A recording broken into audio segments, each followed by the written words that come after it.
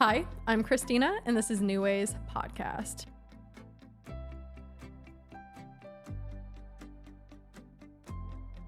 Today, I have a very dear friend of mine back in the studio, Bianca Cadiz. Thank you for being here with me. So good to be back. I'm excited, and I can't believe that you're leaving soon. Oh my gosh, why do we have to talk about that right now? You guys, I'm about to embark on a journey in my life. Stay tuned. You're going to hear all about it. Trust me. But yeah, I know this is a very romantic moment considering it's my last time in this studio for a few months. Believe it. So I'm very happy that I'm sharing it with you, one of my favorite people in the world. We can go on about my life, you guys, but we all know that's not why you're here, even though maybe you are. I got a lot of tea. But today we're going to be talking about two sides of the coin of life. One being the toxic hustle culture, and the other one being the toxic side of self-care. And I wanted to talk about this because I feel like we are in such an interesting time. Are you a millennial? I'm technically Gen Z, but Really? I feel like I just made the Gen Z though. Okay. Yeah. I think I am a millennial. You guys, I'm still learning this stuff. But my sister calls me a millennial all the time, so I don't know. What does that say about me? But I think it's so interesting because even Gen Z might be in the middle of this, but our parents' generations were very much like the hustle culture, right? Like you work hard, you play hard in a certain sense. Like it doesn't matter if it sucks, you suck it up and you do it. Right? Like they definitely believe in hard work, and I do believe in hard work. But then we have the younger generation now, which I love and respect, is more about self-care. They're like, I refuse to do things that are detrimental to my mental and my physical health. And I think that's great too, because I do think that, yeah, you should take care of yourself and you should prioritize your physical and mental health too. Like no price is worth that. But then it's very easy to go to extremes on these things, especially with social media. We have people like screaming at us how to live our lives all the time. Yeah, you see like, oh, you need to have this morning routine in order to be successful, or no, don't eat this or else you're going to be crashing midway through the day. It's like, who do I listen to? Yeah, or like you shouldn't be putting up with a toxic boss, and like, stand your ground and give yourself a rest day, boo-boo, you deserve it. Like, it's all about that, like, you can go to so many extremes. So I just kind of want to get the topic rolling on like, what is your perspective on hustle culture versus the self-care culture? Yeah, you make a good point about how our parents, the older generation, they're all about you need to work hard in order to survive. And of course, that was needed back then. They were living in such a different time back then. But now in this day and age, we have a lot of resources. We have different ways to support ourselves. And I think it could teeter, right? The baseline can teeter towards, okay, am I just working hard for survival? Or am I on the other side of it where I'm just neglecting the discipline that I know that I can push myself to do, and I'm just on this other side of it, just maybe in that I don't want to call it lazy, but just giving yourself that excuse over and over again. And where do we actually meet that middle ground of combining discipline with discernment of when to take it slow and to take care of ourselves? Because hustle culture, I feel like, even for me in my previous jobs, it's like you wear it as a badge. Like, I don't wear it as I used to, for sure. Not anymore. Fuck no, not anymore. Same. And I think a lot of people can get stuck in that mentality of how many hours you put in is equivalent to what you're worth. Yeah, for sure. When in reality, I mean, that's not how it should be at all. But you're right though. We have been taught that. It's like, I work harder than you. I work more than you. And I'm like, I don't really care. In my life, what I really learned to embrace is I work smarter, not harder. That's, to me, I'm like, I'm sorry. I don't think it's a badge of honor when you are hustling and you hate your life and you are like struggling every single day to survive in a way, or when you're just like working hard for what? I definitely believe in this. I love how you mentioned the middle ground, because I do believe in like suffering and staying motivated and what's the word that you said that I really, really love? Disciplined. Yeah. I believe in all those things. I do believe in putting the work, but I'm like, you have to know what you're doing the work for. If you don't know what you're doing the work for and you have no big vision and there's no end game in sight, I think you're kind of just stupid because what are you working for then? You're just moving forward aimlessly, right, with no intention. Exactly. And then it's you're not actually moving the needle forward. You're just working just to produce and to say that you are getting shit done, but in reality, are you actually moving the needle forward towards the goals that you're, that you are setting yourself for? Because then again, that's just a trap of being in that rat race over and over again. And then of course you're going to get burnt out and exhausted. And then of course you're going to lean into that, oh, I need to take care of myself and self-care. So that's another, I guess, signal to yourself. Like, am I moving with momentum towards my vision, towards my goals? Or am I just moving with momentum just to move, just to be busy? And then that inevitably will cause you to get burnt out and get tired. So having that healthy relationship with rest too, when you're working hard at the same time, I think I want to ask you, like, how do you know when to maybe release the gas on the pedal a little bit? I don't. It's just full speed all the time, you guys. No, I'm kidding. I never rest. And no, we're definitely going to talk about that. To make this a little bit more structured, though, let's first we're going to talk about mainly hustle culture. And then I do want to get into the like self-care type of thing. But once again, I know I've told you this before, I definitely believe in self-care. But then there also gets to a point where they're self-enabling. Healthy self-care. Yes, healthy self-care, where it's not just like you're abandoning yourself and calling it self-care. So let's start with the toxic hustle culture. What are things that you say are automatically like a no with toxic hustle culture? Like, what are things when people tell you this is what I'm doing and you're like, you should not be doing that? That's toxic. That's overwhelming. You're going to end up burnt out. Let's start with naming a few of those things. When you start to feel guilty for having days off, like when you actually have a day off, but you feel guilty for having a day off. And let's say you've actually been working consistently for X amount of days or consistently in that full week. And then when you actually have a break, you feel guilty for having a break or you feel like you should still be doing more. I think that is a signal that you probably don't have the best relationship with work.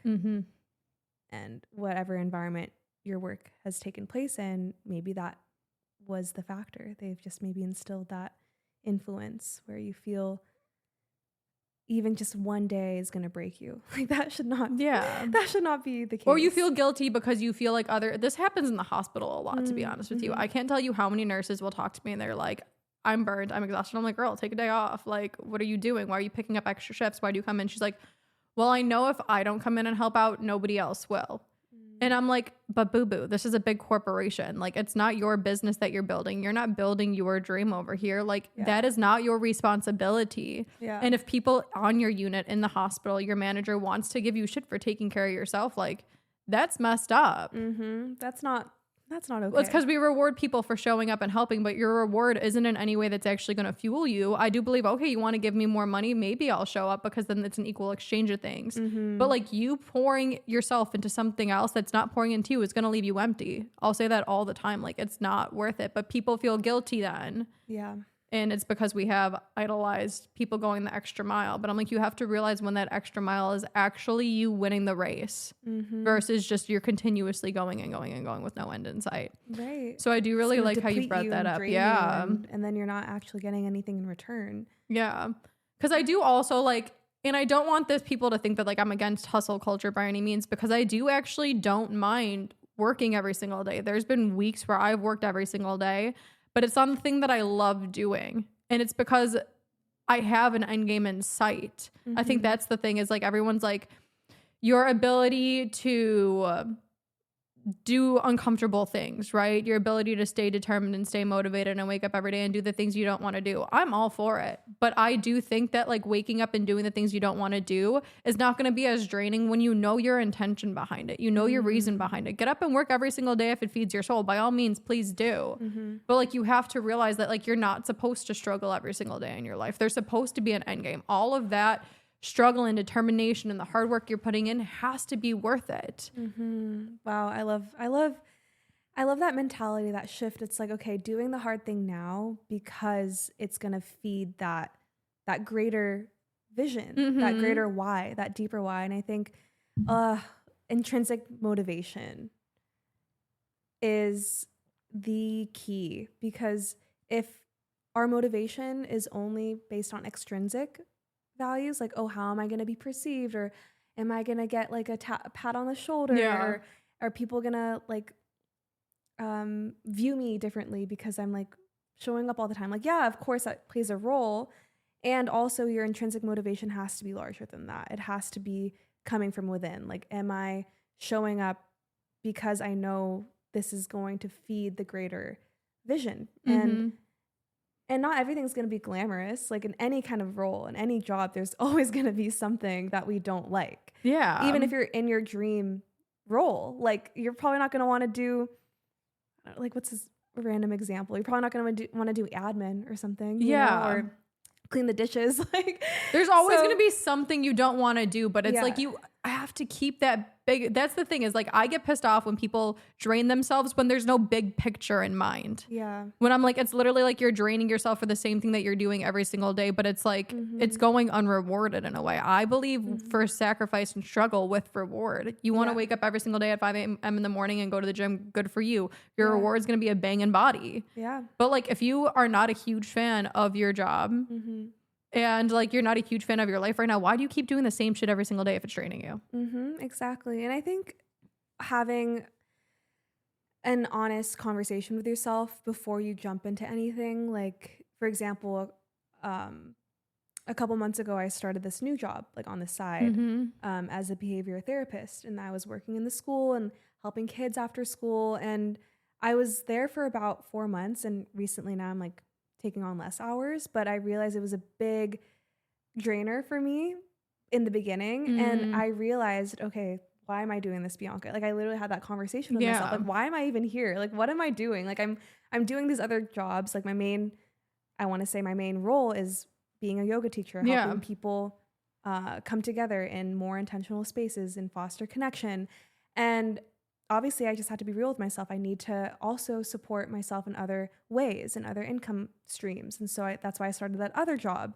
And as I got deeper into it, you know, my schedule started getting a little hectic with my teaching schedule. It was getting a lot. And I was on that verge of burnout again. And so I'm like, wait a second, like, do I really need to be doing these extra hours at my teaching job when I'm doing these other hours here? So I think all in all to say is just having a strategy of why you're putting in X amount of hours towards something and how is it affecting your body, your mental health, and your overall mindset. Because if you're just blindly going in and out, just getting drained, not knowing where you're going, then of course you're just going to hit a wall again. So what got me back up on my feet is reevaluating like where I was putting all of my hours and energy into, and then readjusting my schedule where I could still do both, but not overextend myself in one area, if that makes sense. Oh, completely.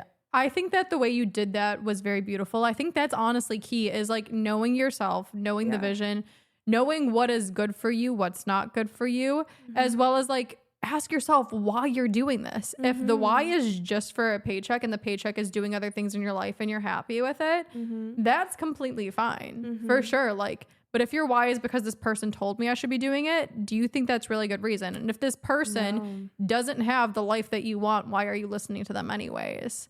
Right. Yeah. That's a really good point too. Only take advice from people that are doing the thing No, that you wanna facts do. though. And I feel like I recently heard somebody say too that like our society doesn't have a attention deficit disorder. We have a intention deficit disorder, meaning like we don't know how to move forward with intention anymore. So many of us feed into the rat race so hard in this hustle culture and like what we're quote unquote supposed to do, that like we literally just keep doing the same thing every single day and we don't realize that we're not actually moving in any direction. We don't even know which direction we want to move in, but like we still feel burnt and we still feel lost. So I do think, and even this other side that we're going to go into is knowing yourself, knowing your why, and asking, is it serving me or is it not serving me? Is me hustling right now building what I want, or is it depleting me? And that's where it's worth it or it's not worth it.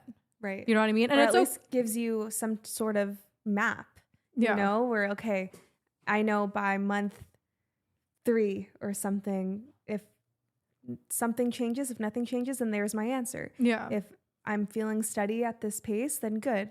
But if things are still not working out, then maybe that's a sign for you to pivot. And find something else. Like, yeah.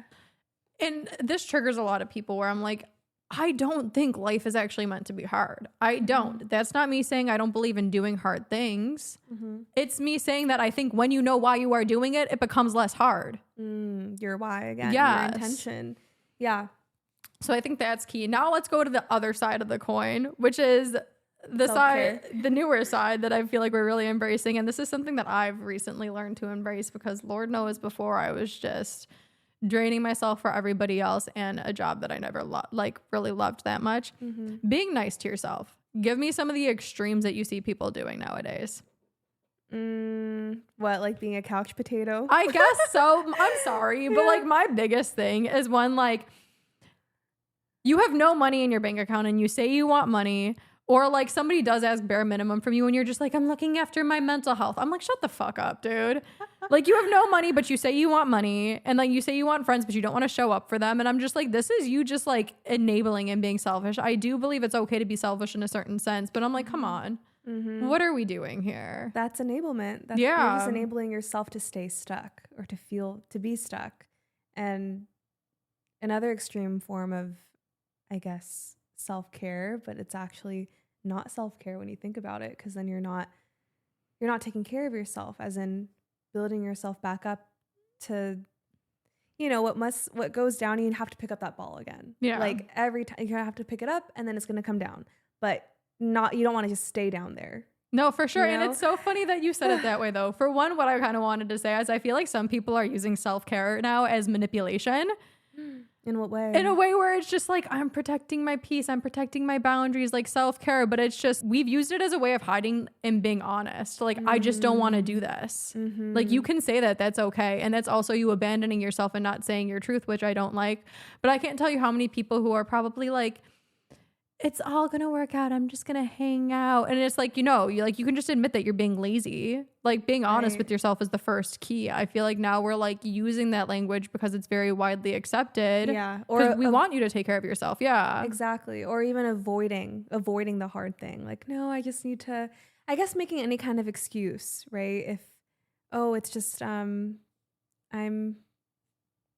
not, I don't want to use the word trauma, but like I'm like traumatized by it or something, you know, and it could be in any varying level, but is that a reason for you to not try? Yeah. Or go for that hard thing? You know, like, what's a good example for that, Christina? Well, I mean, I really like what I kind of wanted to bring it back to too is I like how you said one thing where you're like, it's to the point where your self-care is not actually self-care anymore and it's self-deprecating. Destruction. Yeah, it's destroying you, because you might say that like you being kind to yourself is actually like a good thing, but if it's not, it's not creating your ideal life, it's not making you move, and it's actually keeping you paralyzed, that's not self-care. Right. Like, it's destruction. And what was the question you just asked me, actually? You wanted me to give you an example of what? Yeah, an example of like making an excuse of not going for the challenging thing, or because you're perhaps like traumatized by it. I also feel like too, like this is where they kind of combine. I feel like people, once again, they see their worth as how much they can accomplish or how big their dreams are, because there are great people out here who are doing amazing things and they think that they're not worthy or they're not as cool of a person if they don't create these big things, right? Mm-hmm. So they'll speak out to the world that they want these big things, but in reality, all they want to do is chill. And so I'm like, I think that's self-deprivating too, because you're not even being honest with yourself, right, or the world. So you're attracting the wrong people, as well as like I don't know. That's like one thing that I can think of all the time is I hear so many people saying they want things, but I'm like, you're not getting up and doing it. Mm-hmm. And I feel like that's when you also have to like do the work on yourself too, and realize once again, everything's with intention. It's knowing yourself, right? Like, why aren't I moving? Because so many people, like, if you want something, a lot of the times you wake up and you go after it. You wake up in the morning and you're hungry. You're going to go to the fridge and get fucking food. Mm-hmm. Like, you will. Mm-hmm. If you're hungry for this one thing in your life, you have to have an honest conversation about why you're not getting up and going after that thing. Right. And is it something you want then, or is it something that other people told you want? You know what I mean? Yeah. Again, it has to come from yourself. And if it is coming from yourself, then anything requires work. Anything requires you having to show up. Even I mean, the most successful people too, like there have been so many times where they got rejected multiple times, but they still keep showing up. You get up and you do it. You know, you choose, I mean, you say this all the time, like you choose your hard, you know, and yeah, it's just, you really have to be honest with yourself, because obviously there are times where you do need to rest and reflect, and it's supposed to be a constant cycle. Like, okay, rest and reflect and then take the action again. Like, we're not meant to just stay in one place all the time. It's like that constant give and receive, that constant flow. Yeah. That must continue. I'm curious, because me and you have both talked about this to like, we're in both spaces all the time. We're like, girl rest, and we're like, girl go, right? Yeah, so girl rest, girl go. I like that. It's like, yeah. Like we've talked about it all the time, because we're constantly checking in with each other, right? So I'm curious, when you give yourself a rest period, how do you feel, and how do you get back up and start again? Ooh.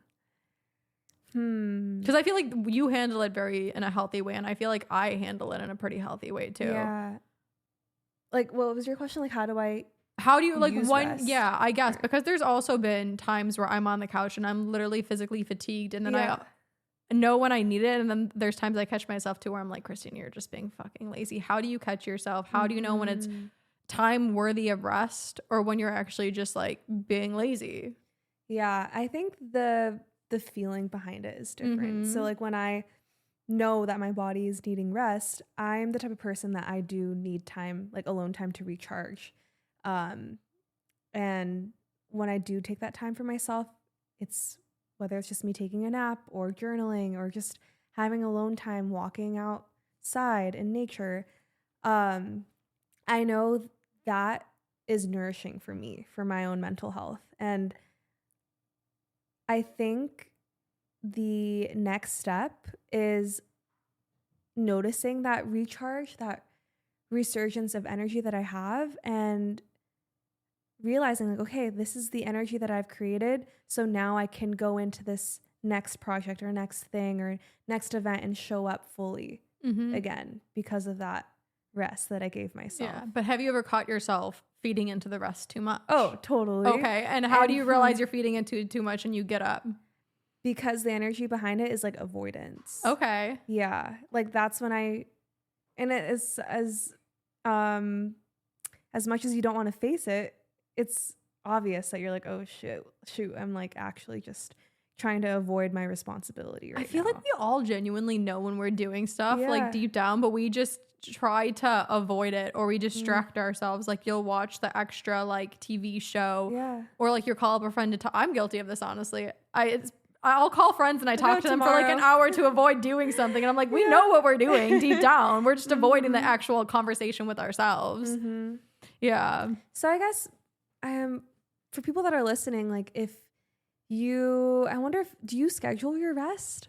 No. Or it just happens like intuitively? Because I've done both. I've tried to experiment, like, should I just like put something in my calendar, like rest time, and then other times that I don't, you know? I think I'll schedule my rest if I know that I really, really need it, but I have like a busy schedule. Yeah. Like, then I definitely will, because I do think it's needed. So I minimally And people think I'm kind of crazy for this because I've heard some people say they haven't had an off day in a month. And I'm like, you're fucking insane. I can't. Once a week, I have a me day. Okay. Where I allow, and my me days aren't even like, people are like, that's not a rest day. Cause I'll like still go on a hike or something. But I'm like, that's what I find restful. It's like recharging rest. Yeah, exactly. And that means like, because I do those things, I don't land up rotting on the couch all the time. Do you know what I mean? But my me day is me strictly. I'm telling myself, I'm giving myself permission to not do anything that I don't want to do. If, say, for instance, I wake up and I'm like, you know what? I really do feel like working on the podcast today. Like, I'll let myself do it then. Yeah. Because I feel like it. But I'll make sure that I do have that space if it's needed. Ooh, yeah. That made me think, too, when you are resting, like, literally just let yourself rest without feeling guilty for it and giving yourself permission for that rest. Because if you're resting, but you're still constantly thinking about the shoulds and maybe multitasking while you're resting, then that's just gonna bleed into your day to day. Oh, dude, when you're actually not resting. So I think I'm a big advocate for intentional rest versus. I mean, it's okay to rot here and there, but again, coming back to that. I love rotting. I'm not going to lie. I love it. But when I'm rotting, I'm also allowing myself not to think about anything because the thing is like Vipassana has taught me this is like your thoughts actually hold energy too, though. So it's like if you're beating yourself up, and I feel like maybe this is why some people are so paralyzed to move in the first place, because if you're constantly fighting with yourself in your head, that's taking up energy. So your rest isn't actually even rest anyways. Yeah, 100%. Ooh, something that I've been loving recently is Yoga Nidra. Have you tried Yoga Nidra yet? Why do I feel like I've heard of this and I've probably tried it, but I can't pinpoint what it is? So I used to think it was, it's just nap yoga, like just it's super boring. But girl, I've been nap yoga. I'm pretty sure this is a lot of people's thing. It's the most simplest term, I guess, to describe Yoga Nidra. But on the days where I'm extra exhausted, I'll take a Yoga Nidra nap, and you can just find them on YouTube or Spotify. A guided 20-minute, they can range from 10 minutes to 30 minutes. And it is it's almost like a guided meditation. You know how sometimes it takes you longer to like drop into a guided meditation? Yoga Nidra, you're just already in your like sleeping state in a way, and it guides you to basically like go deep into your subconscious brainwaves. Okay. And so you're basically in your like deep delta brainwave, and from that state you can change a lot of like your subconscious reprogramming just by like taking this Yoga Nidra nap. And it's basically like a full body like nervous system reboot. Yeah. But yeah, that just reminded me of that, because when you say Vipassana, like a lot of our thoughts can be take up energy, but with this practice of Yoga Nidra, it really helps you kind of clear that space in your mental. Yeah. And I do feel like when do most people beat themselves up internally in their head is when they know that they're like not doing something that they should be doing. Right. Or they're avoiding something. Those are usually the thoughts that are in your head, is if it's something you don't like or something you want. But if you know every single day that you're going after what you want and like all your suffering has a purpose behind it, a lot of times then your mind is peaceful. Or if you know like, hey, everything, like you said, kind of planning it. I don't necessarily always plan my days, but I do like that idea behind it, because then it actually allows your brain to rest. Yeah. Because you're like, this is intentional. Like I set this time aside because I want this for myself, and there's nothing that I should be doing right now. If I want to do it, great. But I do think that's a very freeing feeling in a very restful state to not be worrying about stuff. Totally. Yeah. And that word too, like rest, like your nervous system, like rest and digest. Like they go hand in hand. Like when you're resting, you're able to digest everything, whether it be food or like what you consume and what you've been doing in the day to day. Like when you're in that rest state, you can fully deepen your capacity to hold more challenging things after you rest. You know, like you deepen your nervous system's capacity to hold yourself in uncomfortable situations. And I think with rest too, like we're human, we need rest. Oh, for sure. But I just feel like we never want to, honestly, so many people don't want to lean into anything. When something is too good, they don't want to get too happy because they're scared of it taken away. When they honestly feel like a piece of shit sitting on the couch, they don't want to acknowledge they're a piece of shit, so they fight it. I would say like my key when it comes to rest and knowing when I'm actually like recharging versus enabling myself is like, I literally tried to like feed into my rotting mode as much when I do get to that low of a point where I need it. Yeah. I embrace it. And it's funny then, because when you actually embrace it, there's times where like my mind's clear, right? Because I'm not fighting with myself in my head. I've just accepted my reality. Yeah. I think acceptance is so key in so many things in life. I've accepted So my true. reality. My reality right now is that I'm a piece of shit. I'm sitting on the couch. I don't want to do anything, even though I know I'm not a piece of shit, whatever. And then like within a few minutes, that's when I'm sitting on the couch and thoughts will pop up in my head in the sense where it's like, you're good now. You can get up and do it. You want to get up and do it. I don't know what it is, but the second I just surrender to whatever state that I'm in, that's when clarity comes on how I'm going to move forward. And that's when I'm kind of like, you're good now. Like that's all you needed was to just quiet your mind for a second, let your body actually just like chill. Yeah. And then once you like feed it, like lean into it, I know I'm like, wow, I actually missed this thing that I'm doing. I'm going to get up and do it. Yeah. That's so key. That's so key. Even just, shutting the mind chatter like that. Like rest can be productive, and not in the sense of like, oh, I'm resting so I could like be more productive. Like again, it's not that hustle. But I also energy think too, behind knowing rest. that you have rest coming up, like for instance, right, I'm going on my little journey in 3 days Your I leave. adventure. And I'm taking a break from the hospital. I'm still doing this stuff, which is the shit that I love and it feeds me and I need less of a break from. But like in my head, I knew this was coming up. So like I was at the hospital a lot more. Yeah. And like, I don't know what it is. We could like whatever you tell the mind, the body does like to follow also. Yeah. So I'm like, I think this is all about intention, which so many things are, but like I knew where I was going. I know where I'm going. So therefore me putting in the suffering, the few months and leaning up to this time, it's time for me to step back. Like it wasn't as hard as you would think. Yeah. Cause I'm like, I realized I'm like, there's an end game. Like, let's go. I know why I need to do this. I know why I'm putting in face right now so I can disappear later. Right. Going back again to that why, that vision, that plan, that map. Cause then that also gives you yourself that reassurance, that clarity, and the why behind all these hours that you're putting in. Because the reward is right on the other side. Yeah, I do think that like that's just the key to so many things is like stop listening to everybody else. Stop listening to everybody saying that like you need to be doing this, this, and this. I think I also told you this before coming into this is I have a really, really amazing friend who on Instagram, I saw her post a story today and she's like, she's very successful in what she does. Okay. Makes decent money, but there's room for her to grow in her career field if she chooses. She's like, can everybody just shut the fuck up on telling me what to do?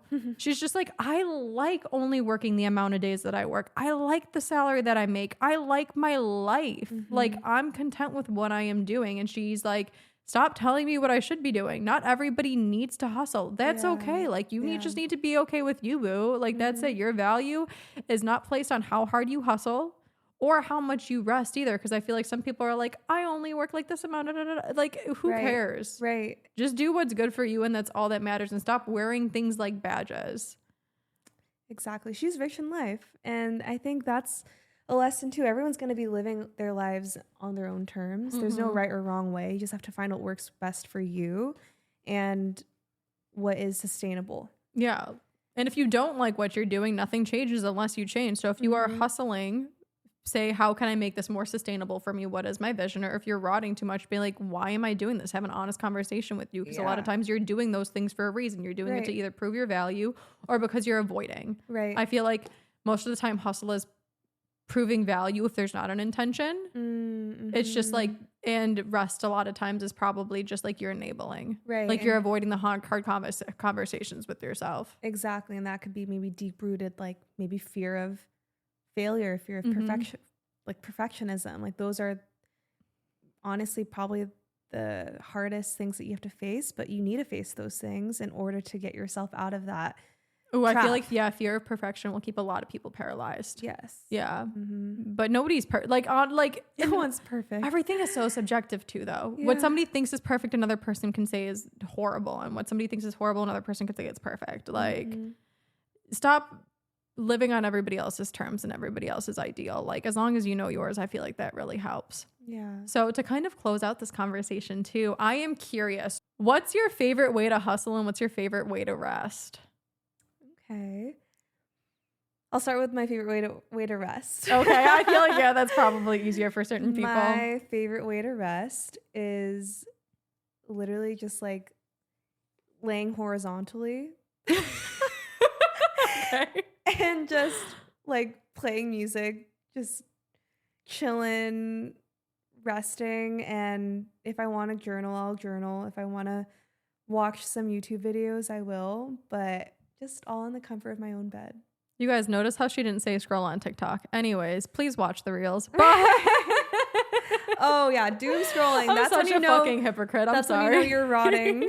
Your rotting has gone a little too far when you find yourself doom scrolling. Yeah, but okay. And your favorite way to get motivated to hustle? My favorite way to get motivated to hustle is my vision, my why. I highly encourage anyone to, even on days when you're doing the thing that you don't want to be doing, like those tasks that need to get done, or you're feeling a bit, not as confident that day, just coming back to the vision that you wrote down for yourself, whether that be on your vision board or your main goals for the year. It can be anything. I think returning to your why and just feeling into that it's already happening. I think that can also go hand in hand with like manifestation, but just again, reminding yourself of like why you're doing the thing that you're doing. Because again, like what we were saying, like our mental noise can take up so much space, and sometimes it can be so loud that we forget what is the bigger picture, you know? So for me, I have it on my little notes app, or like I use Notion. And so when I'm creating or in my workflow, I go back to that, and that is what picks me back up. And I'm like, okay, this is what we're doing here. There's a reason for everything. Like, this is just a small little hiccup. It's temporary, but your overall vision is living and breathing. Like, you're always able to add to it. Yeah. I love that. I would say my favorite way how to about you? rest. And do you want to guess? Can you guess? How old do you know me, Bianca? hiking. I'm like, I just like to lie in bed. And you're like, I mean, that's why everyone makes so much fun of me. They're like, you want to go walk? I'm like, yes. I love my favorite thing. And it's not hiking with friends, you guys. Alone. Yeah. I want to be in the middle. And it's not a busy hike either. I need to be in the middle of the mountains where I have no cell service. Nobody can reach me. And I just like to walk in like easier type of hike, be in the middle of absolutely nowhere with no people around me. That is how I rest. That sounds so peaceful. Yeah. I'm just like, literally, if Christina's gone when her cell service is gone, and that's it. I just want to stare at an ocean, stare at a mountain, and not think of anything, and just sit there with the sun on my skin, breathing in the fresh air, and just being. I love that. That's my way of resting. Okay, actually, yeah, I also love to just go to the beach and just watch the waves, and the quiet just does something to my brain. Yeah. Like, it just does something. I don't know what it is. I feel like at peace. I feel like this is what it's all about, which is absolutely like just natural beauty. Yeah. I feel like I'm connected to something bigger than myself. Like, the earth recharges me. Yeah. I don't know what it is, but me being alone in the absolute quiet outside on a mountaintop walking, I'm good. I love it. What gets me motivated a lot of times is, yes, obviously knowing my intention, but just like getting the fuck up. That's it. I always have my intention in the back of my head. And even when I do second guess it or question it, I'm always like, let's try it one more time and see if I still have the same energy behind it. And a majority of the times when I get up and I try it again, I remember exactly why I'm doing everything. And then when I get up and I start going, especially after some rest, I'm like, let's go. Let's go. Like, we're here. Yes. I'm sorry. I have no middle ground. I don't. I'm either like balls to the wall, let's go, like get it, or I'm just like, leave me the fuck alone. There's no middle ground for me. And that's okay. That's what works. Some people, maybe they need the medium, but yeah, I'm either like, just get up and do it and you're going to remember, or be completely alone. Like, I don't know. Those are my two ways, I guess. And I can say, I feel like that is very you. Yeah, I have no chill and all the chill. I have no middle. But Bianca, thank you so much for sharing your insight and giving us a little peep into your life and how you view these things. Thanks for having me. It's always so fun to yap about everything. Oh yes, yeah. You guys, welcome to one of our phone calls. Yeah. Actually, this is what we talk about. No, literally, we're like, oh, okay. It's not gossip. This is it. This is how our hour-long phone calls usually go. But thank you guys so much for listening. Please take care of yourself. And until next time, I love you.